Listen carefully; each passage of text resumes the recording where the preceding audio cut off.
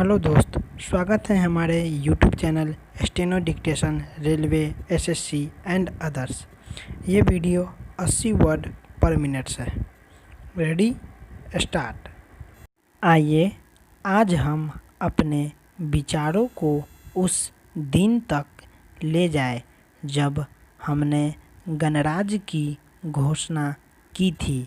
अपनी विकास की योजनाओं के संबंध में हमने वास्तव में काफ़ी प्रगति की है, परंतु क्या हम भारत के सब नागरिकों को दरिद्रता, अभाव तथा कष्ट से मुक्त करा पाए हैं? प्रकृति की शक्तियों को अपने अधीन करने और जनता के कल्याण के लिए उन्हें नियंत्रण में लाने की दिशा में भी हम आगे बढ़े हैं, किंतु हम यह नहीं भूल सकते कि कुछ महीने ही हुए हमें भारत के उत्तर पूर्वी प्रदेशों में भयानक बाढ़ का सामना करना पड़ा था, जिसके कारण यातायात के साधन छिन्न भिन्न हो गए और वहाँ की जनता को भारी हानि उठानी पड़ी। निस्संदेह साक्षरता प्रसार और रोगों के निराकरण के महत्वपूर्ण उपाय भी हमने सोचे हैं।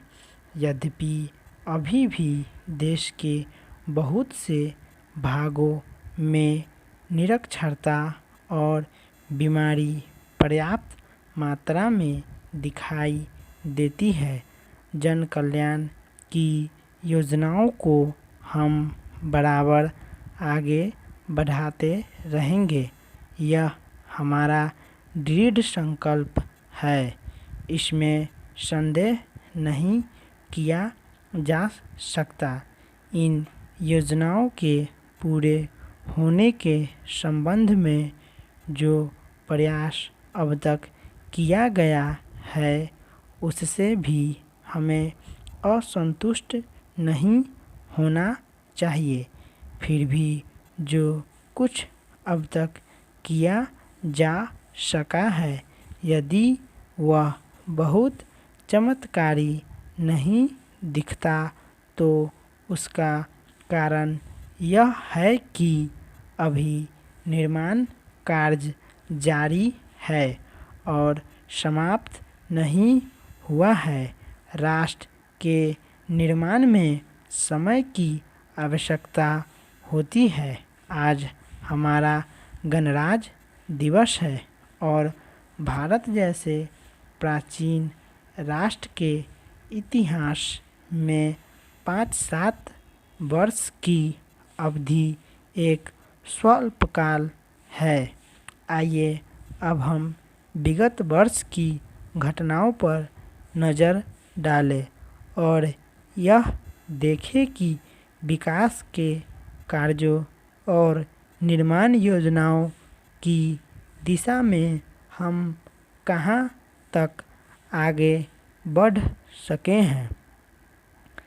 यदि मुझसे यह कहा जाए कि बीते वर्ष की घटनाओं का वर्णन मैं एक वाक्य में करूं, तो मैं कहना चाहूँगा कि संविधान में दिए गए निर्देशों के अनुसार हमने समस्त राष्ट्र के साधनों को ऐसे ढंग से जुटाना आरंभ कर दिया है जिससे यह स्पष्ट हो जाता है कि भारत में कल्याणकारी राज्य की स्थापना का श्री गणेश हो चुका है।